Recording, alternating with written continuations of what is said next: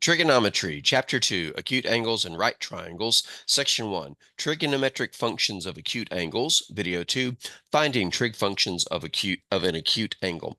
This series is based on content from Pearson's Trigonometry 12th edition by Lial, Hornsby, Schneider, and Daniels.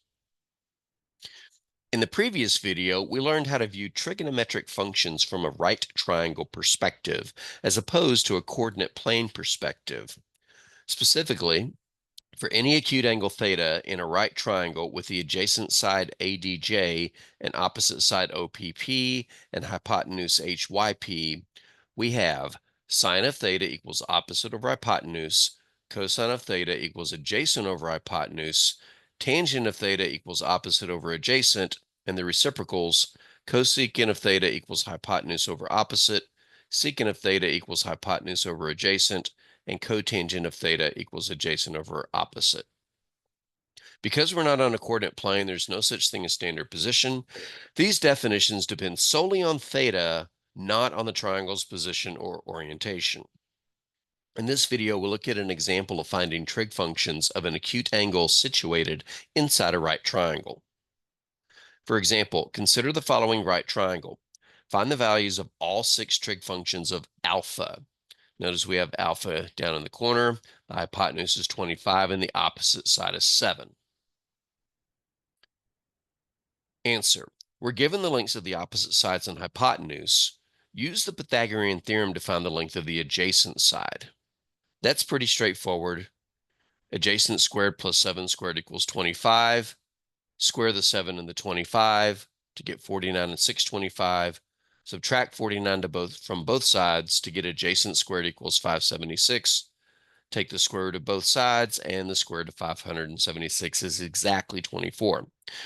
Because we do square root at the end of this, there's the possibility that we get square roots that we can simplify, but not completely, or square roots that we're completely stuck with. It's just the nature of the beast.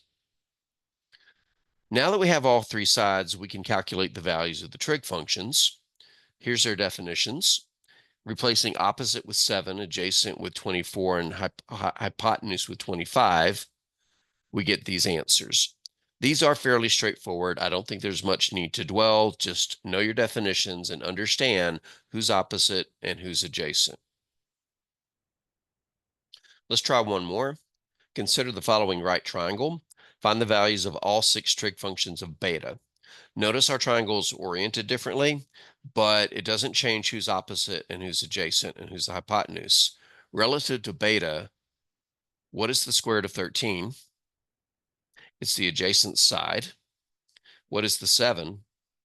It's the opposite side. It's not the hypotenuse. The hypotenuse is opposite the right angle, which is one that we don't know right now.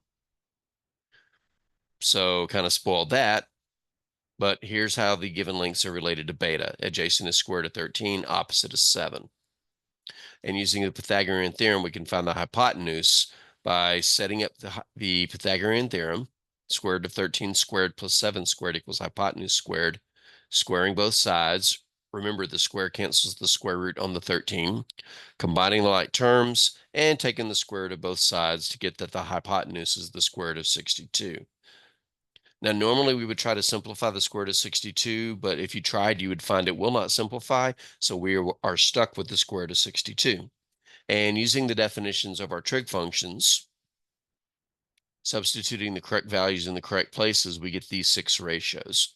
Now, the whole rationalizing the denominator issue is still an issue, and if you notice, 4 of them have denominators that have square roots, and we're going to rationalize them.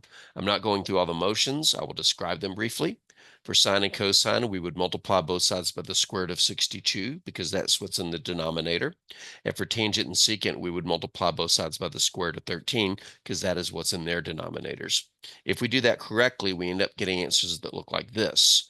Now, notice that cosine and secant both have a square root of 806. Such a large number should be considered in terms of can I simplify it? But if we go back, when we did this, when we had cosine and rationalized the denominator, we ended up multiplying 13 and 62, and that's where the 806 came from.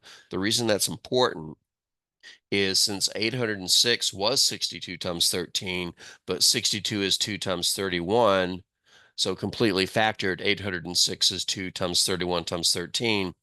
Then 806 does not contain any square factors because one of these would have to show up more than once, and thus the square root of 806 cannot be simplified further. Now you try. Pause the video and try the following. Find the values of all 6 trig functions of theta on this picture. Pause the video, give it a try.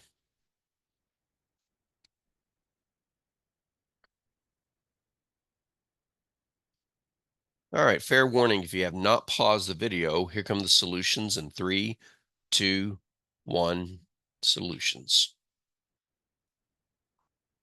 I will mention that some of the answers already have their denominators rationalized.